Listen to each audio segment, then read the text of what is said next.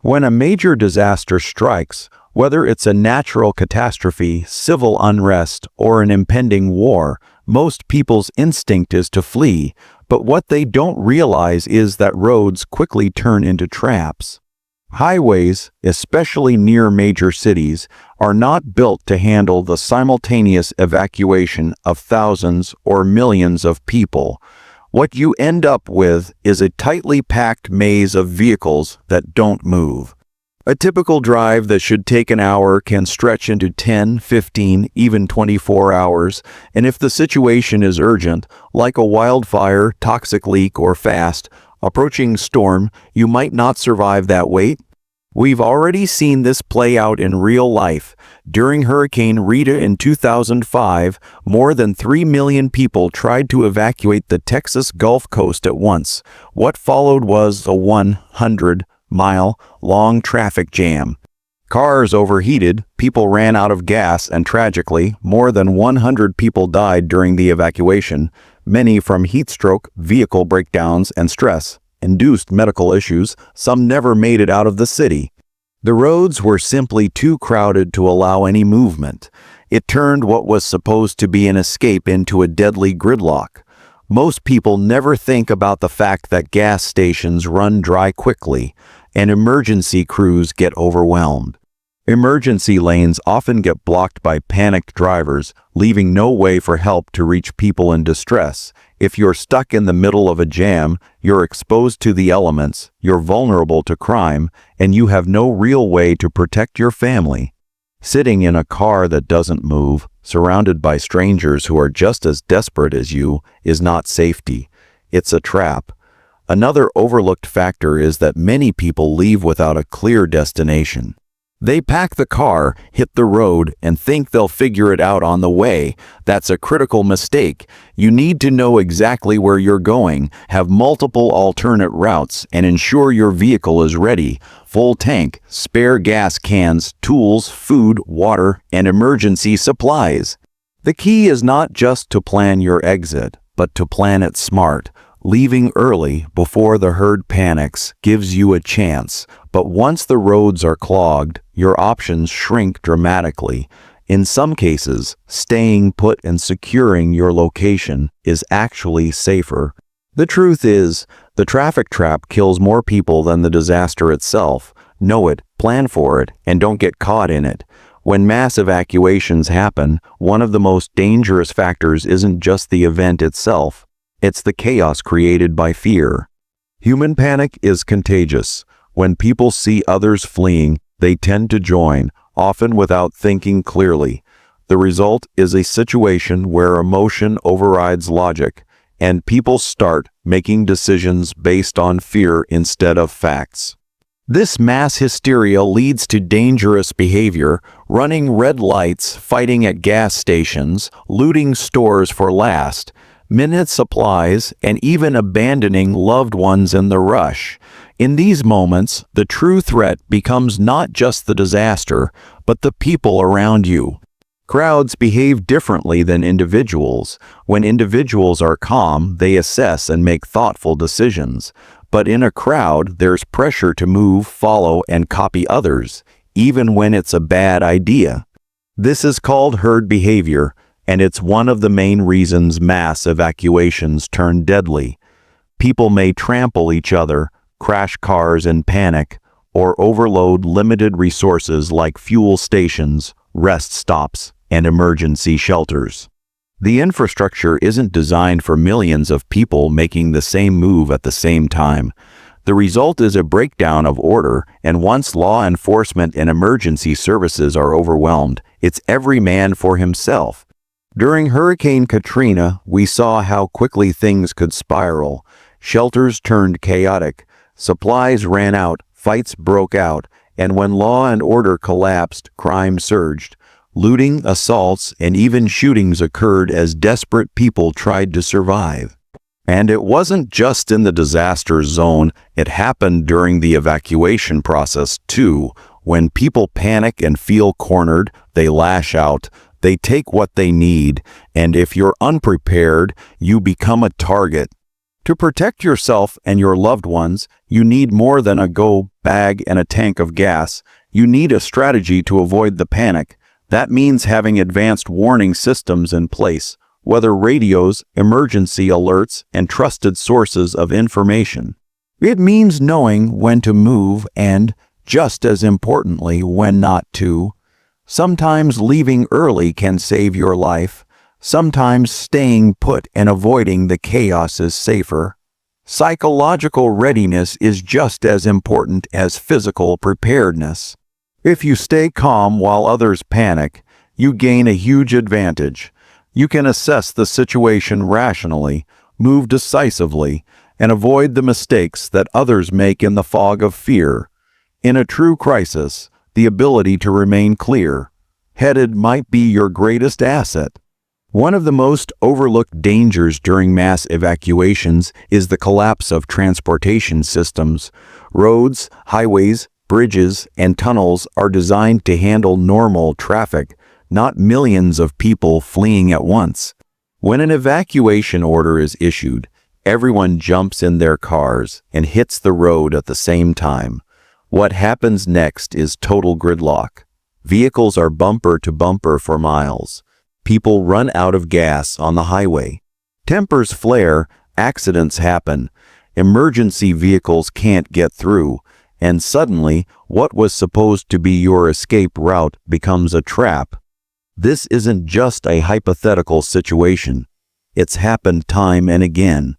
During Hurricane Rita in 2005, the evacuation of Houston led to a traffic jam that stretched over 100 miles. Families were stranded in the sweltering heat for hours, even days. Some died from heat stroke, dehydration, and lack of medical care. Fuel was scarce.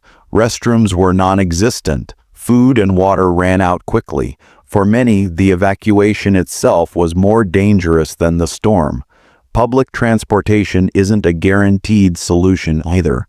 Buses and trains often stop running when disaster strikes. If they do operate, they're usually overcrowded and understaffed. Airports shut down, flights are canceled, and if you don't have a private vehicle or alternative plan, you may be stuck. Worse yet, government resources may be prioritized for the sick, elderly, or high-risk populations, leaving the average person to fend for themselves. Even if you do manage to escape the initial chaos, you're not out of the woods. Highways become unpredictable. Gas stations are overwhelmed or out of fuel. Cell service becomes unreliable due to overloaded networks or damaged towers. And rest areas or evacuation shelters, if still operational, are often overcrowded and poorly supplied. Traveling long distances with limited resources can be just as deadly as staying in a crisis zone. This is why every prepared individual needs more than just a bug-out bag. You need a transportation plan tailored to your reality.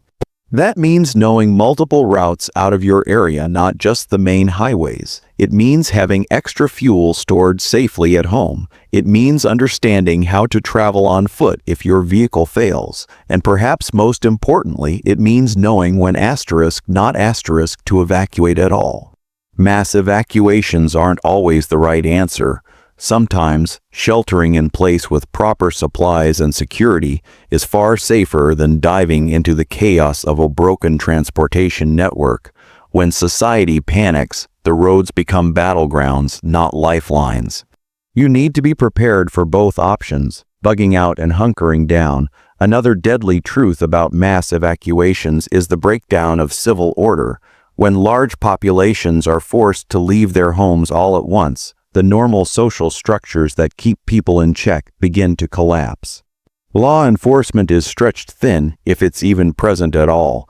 Looting, assaults, and theft become common, especially in areas where people are desperate, scared, and running low on resources. In these moments, people can become unpredictable, even violent. It's not just about escaping a storm, fire, or threat. It's about surviving the chaos that unfolds along the way. Think about it. When thousands or millions of people are jammed into highways, shelters, or checkpoints, there is no privacy. People are frustrated, exhausted, hungry, and afraid. Tensions rise quickly. Arguments can explode into fights. Gangs or opportunistic criminals may target evacuees stuck in traffic or huddled in public spaces. In past disasters, reports have shown people being robbed at gunpoint on the road or harassed in emergency shelters. When systems fail, people revert to survival mode, and not everyone plays fair. During mass evacuations, local authorities often impose curfews, restrict movement, or even enforce martial law. This is done to control disorder, but it also limits your freedom to move or respond independently. If you're caught outside certain zones or found with supplies that others lack, you may be seen as a threat or a target. In some cases, even your bug-out vehicle or gear can make you stand out, drawing attention you don't want in a volatile situation. Additionally, the places you're fleeing to might not be any safer. Shelters can become overcrowded and dangerous. Medical resources are limited. Families may be separated. There's also the risk of disease outbreaks in cramped quarters without proper hygiene. These aren't safe havens. They're temporary holding zones where survival depends on your ability to stay alert, stay low profile, and manage your own security. That's why your evacuation plan needs to account for more than just the physical journey. You need a strategy for protecting yourself and your family from people, not just from natural threats. This includes carrying self-defense tools where legal, traveling in groups if possible, and avoiding high-traffic zones when tension is high. It also means having a communication plan in place with trusted contacts and knowing where you can go that is truly safe, not just what the news or authorities recommend. In any mass evacuation, the real danger isn't always the disaster itself. It's what desperate people will do when they have nothing left to lose. Another hidden danger during mass evacuations is the total collapse of supply chains. As soon as panic sets in, stores are stripped bare within hours. Food, water, fuel, batteries, medicine, all gone. Trucks stop running, gas stations dry up, and deliveries halt. Highways meant to carry goods become parking lots for stranded evacuees. Even if you manage to get out of a danger zone, you may find yourself in another area that has nothing left to offer. And that's the deadly truth. You are not just evacuating to safety, you're entering a resource war.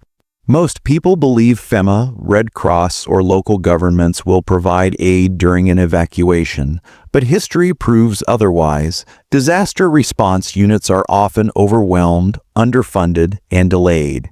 Supplies that do arrive may never make it into the hands of everyday people.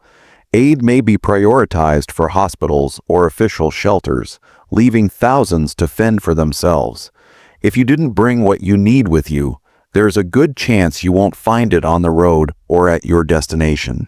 This is why prepping before an evacuation is crucial. You must assume that help won't arrive in time or at all. That means having a fully stocked bug-out bag with at least 72 hours of food and water for each person, along with portable filters, power banks, and first aid supplies. Cash is also critical because during system outages, ATM and card readers won't work. In some cases, barter might replace currency entirely, so pack small tradable items like lighters, batteries, or over-the-counter meds. Fuel becomes liquid gold in a mass evacuation. Without it, your car is just a mobile shelter. Gas stations either ration supplies or are mobbed and unsafe. Smart preppers keep gas stored safely at home or invest in siphons, backup tanks, or even electric transportation options.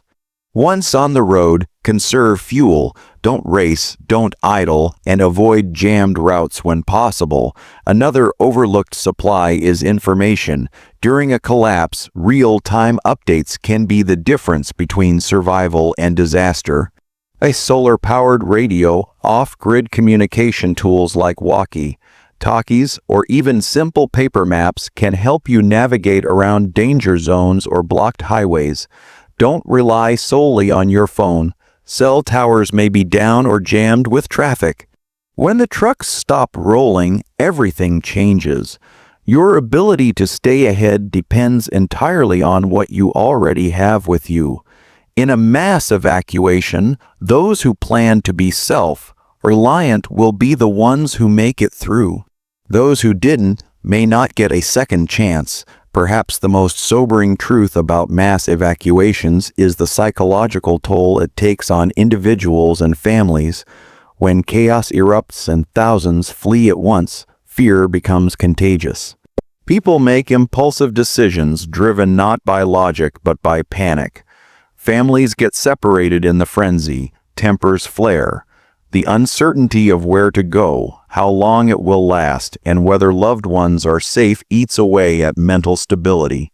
In many historical disasters, more lives were lost due to disorganization, miscommunication, or emotional breakdowns than the initial threat itself. Mental resilience becomes your most important asset during an evacuation. It's not just about having gear and a full tank of gas, it's about maintaining clarity under pressure. When everyone around you is panicking, your ability to stay calm, assess your surroundings, and make smart choices can save lives. This is where training matters. Those who have rehearsed their evacuation plans, mentally walked through different scenarios, or practiced stress drills will respond faster and more effectively. Survival is just as much a mental game as it is physical. Families that don't have a clear communication plan often fall apart when separated. Imagine cell towers are down, there's no GPS, and you're in a sea of thousands. How will you regroup? Where will you meet?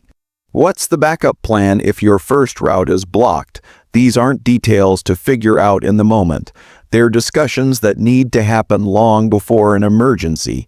Even a simple family code word, designated rally point, or signal plan can mean the difference between being reunited or lost. Another danger in mass evacuations is vulnerability. Criminals exploit chaos. When law enforcement is stretched thin or overwhelmed, looting and assaults spike. Desperate people do desperate things. Vehicles packed with supplies, especially those with out-of-state plates, are prime targets. Situational awareness is vital. Don't draw attention, don't flaunt gear, and always be cautious when stopping for rest, food, or fuel. The emotional toll also increases dramatically with children, the elderly, or those with special needs. They require more care, more patience, and more resources, things that are in short supply during a crisis. Having quiet games, snacks, or comfort items can go a long way in keeping morale up and fear down. This emotional management helps keep the group focused and reduces the chance of mistakes. Ultimately, the deadly truth about mass evacuations isn't just about blocked roads or empty shelves. It's about the human element, how people behave when fear takes over. If you're mentally prepared, emotionally grounded, and trained to lead, you'll not only survive the chaos, you'll help others do the same.